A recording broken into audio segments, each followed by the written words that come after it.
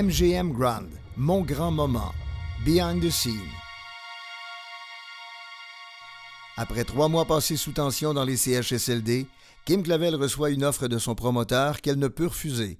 C'est dans des conditions irréelles qu'elle et son équipe acceptent ce défi qui la stimule au plus haut point. Son rêve de boxer aux États-Unis pointe à l'horizon.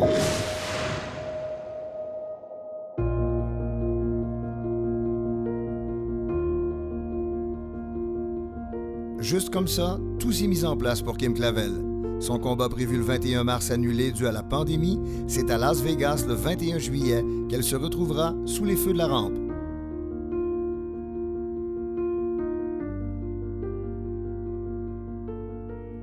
L'expérience Las Vegas, c'était magique. C'était beau. Je ne l'ai pas vécu J'ai pas vu la ville en tant que telle. J'ai regardé by the window, j'ai regardé Las Vegas par la fenêtre, mais le fait de boxer sur des réseaux ESPN, le fait que je savais qu'ici, tout le monde était derrière leur téléviseur, RDS, boxer, c'est la première fois pour Yvon Michel, c'était avec Top Rank, les meilleurs boxeurs boxent pour Top Rank. Ça me rendu fébrile, c'était gros. Sur le coup, je voyais pas à quel point que c'était gros, mais maintenant que j'étais assis dans mon salon, que j'étais encore sur mon nuage, je me suis comme rappelé chaque petit film qui s'est passé jusque-là, puis je me suis dit, c'est gros, c'est beau, puis Colin, que je suis chanceuse de vivre des moments comme ça. Puis là, on dirait que j'ai juste de l'adrénaline, puis je veux juste revivre ça. Puis Las Vegas, c'était mon grand moment, au MGM Grand. L'obtention d'un tel combat ne tombe pas du ciel. Il s'agit du travail acharné de son promoteur, Groupe Yvon Michel, qui, par de nombreuses relations à travers le monde, lui assure une entente unique, faisant de Kim Clavel la première pugiliste canadienne à voir de l'action depuis le confinement. Mon promoteur, Yvon Michel, c'est un excellent promoteur. Il a le rôle de me promouvoir, d'assurer mon développement, de faire une stratégie pour m'amener à mon objectif, une stratégie qui va m'amener à mes objectifs et les siens, car on a les mêmes objectifs. Puis, il y a des super bons contacts. Donc, il me projette à beaucoup d'endroits où je rêve. C'est dans les Laurentides que son entraîneur, Daniel Bouchard, décide d'y établir le camp d'entraînement. Il s'agira d'un camp tout à fait unique, puisque les méthodes conventionnelles étaient pour la plupart non applicables. Pour ce faire, un camp de 5 semaines se déroule loin des regards. L'équipe Clavel vit toujours sous le même toit. Entraînement, repas, repos et ce jour après jour. La préparation physique supervisée par Fred Laberge doit être adaptée selon les conditions en place. Un camp de type Rocky se dessine. Un gymnase de boxe privé est également mis exclusivement à la disposition de la jeune femme originaire de Joliette. Se préparer durant la pandémie a été un défi de taille qu'on a réussi avec mon équipe, avec brio, avec mon préparateur physique, Fred Laberge, Daniel Bouchard, Stéphane Larouche. On s'est entraîné un peu à la Rocky Balboa. On s'entraînait dehors, dans le lac, on nageait, on faisait du kayak, du pédalo, de la course en montagne, on montait des brouettes de roches. Ça m'a mis en forme, j'étais vraiment en bonne condition physique.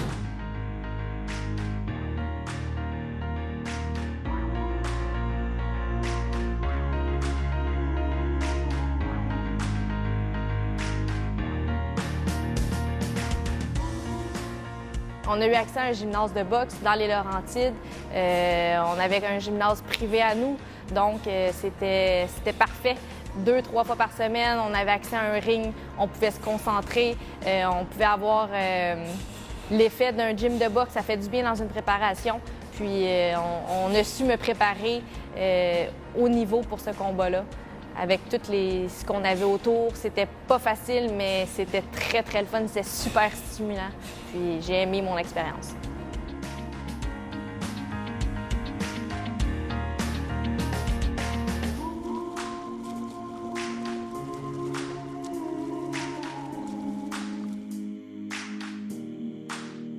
J'ai assisté au camp d'entraînement de Kim.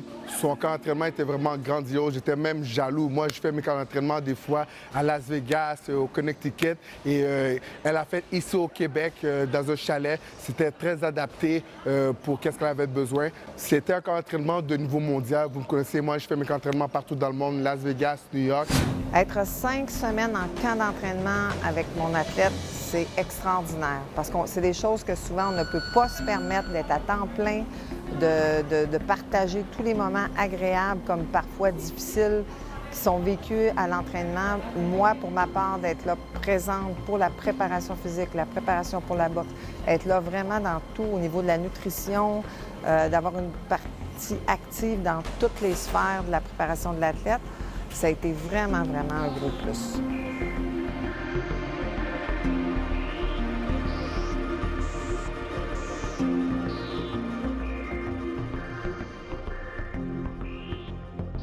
Le camp d'entraînement s'est passé au Québec, mais c'était vraiment un niveau mondial avec Daniel Bouchard et Stéphane Larouche. Go to the camp a few times throughout the training camp, and Kim seemed to be motivated. She was very focused. I was able to see her another time up north, even further in camp, chopping wood, trees, beating ties with baseball bats and axes, you know, just getting ready, you know, doing what she had to do. She was motivated, and she was motivated a lot.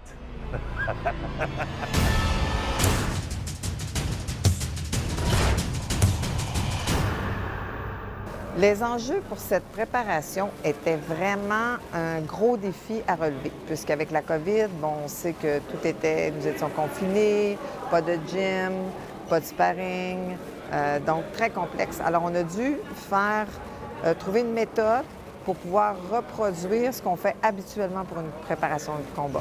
Rocky Balboa, dans notre endroit secret, à Barouette, à Roche. On va aller à Vegas, ça va être en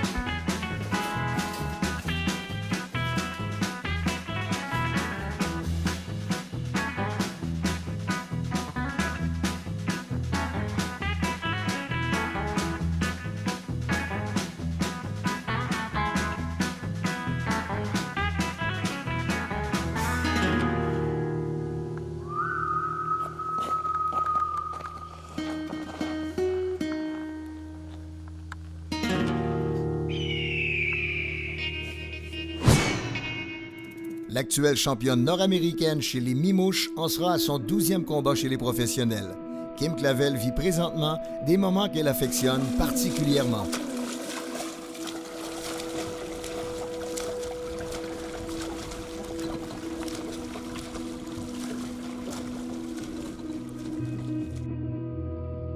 En tant que boxeuse, mes plus grandes forces, je dirais, c'est ma façon de gérer le tout autour de combat, gérer mon stress, performer en état de stress dans des situations que peut-être certaines personnes pourraient avoir de la difficulté à gérer. Moi, je rentre là-dedans comme un poisson dans l'eau, puis j'aime ça. Ça me fait vivre, ça me fait me sentir vivante, puis j'ai juste hâte qu'une autre occasion se représente. Kim, dans la boxe, c'est une personne, comment je pourrais dire, qui a faim. C'est une personne déterminée, disciplinée. C'est une personne que quand elle fait les choses, elle va all-in à 100 %. Même pas, je dirais à 200 %. Kim, comme athlète, je pense que tout entraîneur rêverait de travailler avec elle. C'est une fille qui est déterminée, disciplinée, qui veut se surpasser, qui va au-delà de ce qu'on peut lui demander à l'entraînement pour pouvoir devenir la meilleure. C'est son objectif et elle fait tout ce qu'elle peut pour devenir championne du monde. Donc, on la guide, on l'encadre, mais elle en donne et elle en donne toujours plus. Championnat du monde 2021, c'est fort probable, c'est très, très possible. Tout dépendant aussi de ce qui va se passer aussi au Québec avec la boxe, ses revenus, mais c'est dans nos plans. Plusieurs éléments inconnus composent un combat de boxe. Le succès ou l'échec peuvent propulser ou faire dérailler une carrière. C'était donc normal que des incertitudes miroitent dans ces circonstances aussi étranges qu'exceptionnelles. Après tout, seul le résultat et la performance comptaient. Kim pouvait facilement ressentir la pression qui pesait sur ses épaules et surtout l'importance de performer dans la ville du vice. La visibilité, l'importance de boxer aux États-Unis, c'est clairement une visibilité que tu ne retrouves pas ici au Québec. C'est des entrevues que j'ai eues que je n'aurais jamais pu avoir. C'est des réseaux de télévision qui me fait connaître, qui fait augmenter mon fanbase ici au Québec. J'en ai un et qui va me donner aussi beaucoup de crédibilité parce que tous les meilleurs boxeurs au monde passent par les États-Unis pour boxer.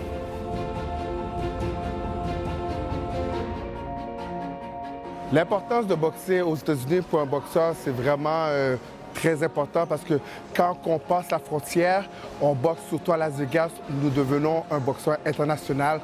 On va être partout sur les réseaux. Alors c'est très important pour un boxeur qui veut réussir, qui veut aller loin, de boxer en dehors de chez soi. Alors aller aux États-Unis, c'est la grande porte du succès. Avec autant de choses nouvelles dans un seul combat, comment allait-elle réagir? À Vegas, c'était en fait la meilleure préparation qu'on ne pouvait pas avoir dans les circonstances. On a eu un protocole, c'était difficile d'imaginer comment on allait vivre de cette façon-là sur place, mais c'était la meilleure concentration qu'un athlète pouvait avoir avant un combat. Pas de distraction, les choses simples à faire, s'entraîner, manger, récupérer, dormir, s'occuper de faire le poids, et finalement aller boxer.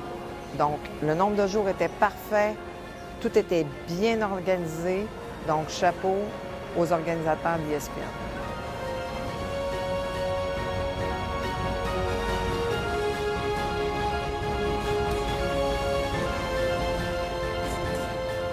Pour ceux qui la côtoient au quotidien, la confiance était au rendez-vous, puisque Kim les a habitués à de belles performances lorsque la pression est omniprésente.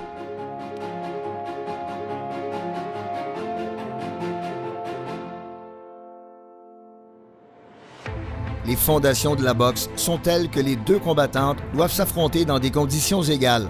Ce sera sans une équipe complète que Kim et Nathalie Gonzalez s'envoleront pour Las Vegas. Voyager durant la pandémie, ça a été beaucoup plus simple que j'avais peut-être imaginé. On n'était pas beaucoup dans l'avion, on était peut-être juste 10 de Montréal à aller aux États-Unis. Tous les restaurants étaient fermés. C'était comme désertique, mais sans aucun tracas. Mon équipe, j'ai la chance d'avoir des gens hyper compétents. J'ai une équipe en or que je changerais pour rien au monde. Premièrement, mon entraîneur, Danielle Bouchard, que je travaille avec elle depuis maintenant 10 ans, qui me connaît comme si elle m'avait tricoté. Sarah Kali, qui est dans la vie de tous les jours, c'est ma meilleure amie, c'est ma confidente. Il y a des choses que je dis à elle que je dirais peut-être pas à mes entraîneurs. Donc, c'est vraiment le fun d'avoir une personne comme ça dans mon équipe. Nathalie Forgette, qui est ma cut-woman. Elle ne pouvait pas être là non plus à Las Vegas, mais dans mes combats, en général, c'est toujours elle. Frédéric Laberge, qui est mon préparateur physique. Frédéric Laberge, je l'appelle, c'est mon petit hyperactif.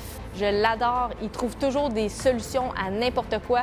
Lui, il veut essayer de te rendre meilleur, puis il trouve des idées là, que peut-être personne ne trouverait. Ici au gymnase, j'ai mon équipe aussi, Carl Andy, Stéphane, Pierre Bouchard, tout le monde, c'est des gens que, on dirait, je les voudrais dans ma famille, des personnes de confiance, des personnes compétentes, des personnes qui peuvent m'expliquer tout à propos de la boxe professionnelle, qui me font comprendre, qui me rendent meilleur. Donc, je suis entourée de gens que j'affectionne énormément. Après plusieurs examens médicaux, des tests COVID, elle se retrouve enfin dans la prestigieuse bulle du MGM Grand. Clavel contre Gonzalez est le troisième combat d'une soirée qui en compte 5. Dans un grand vestiaire, seule avec son équipe, elle s'échauffe et se prépare avec une concentration irréprochable.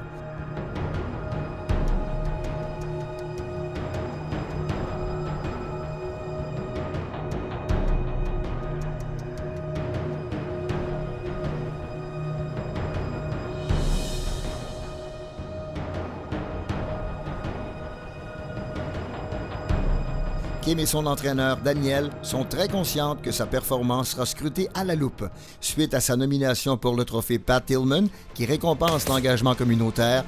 Plusieurs médias américains s'intéressent à ce qu'elle fera dans le ring.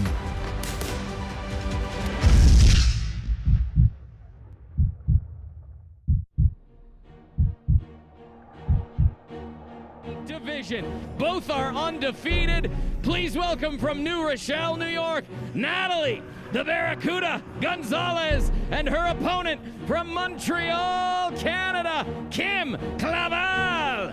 109.8 for Clavel.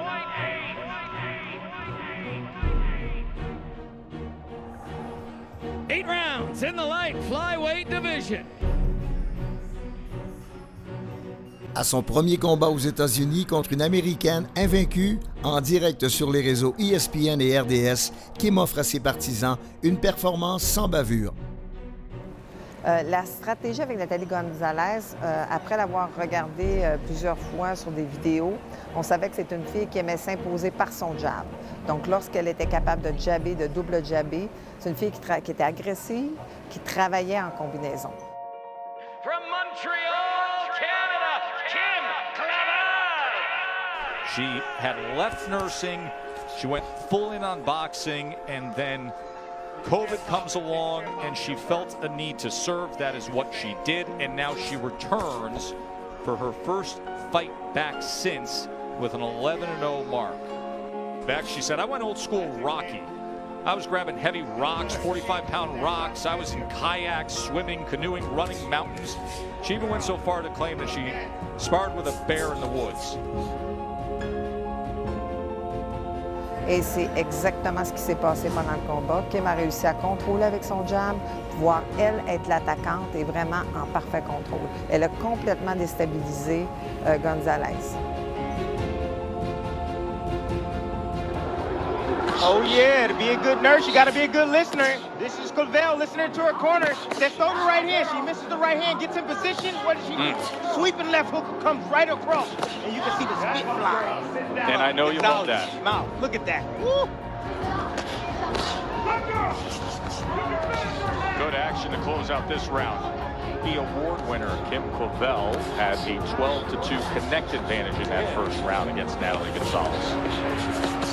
À son premier combat aux États-Unis contre une Américaine invaincue, en direct sur les réseaux ESPN et RDS, Kim offre à ses partisans une performance sans Here bavure. inside MGM Grand, after 8 rounds, we go to the judges' scorecards for the official decision. Judges Lisa Giampa, Dave Moretti, and Patricia Morse-Jarman all score the bout 80-72. For your winner, by unanimous decision, Kim Clavel! Elle remporte une décision unanime des juges. C'est le cœur léger, le sentiment du devoir accompli, fier d'avoir si bien représenté le Québec que Kim et son équipe quittent la bulle pour rentrer au pays où de nombreux médias l'attendaient. Kim Clavel a livré la marchandise. De retour au gymnase, elle attend avec impatience sa prochaine visite au MGM.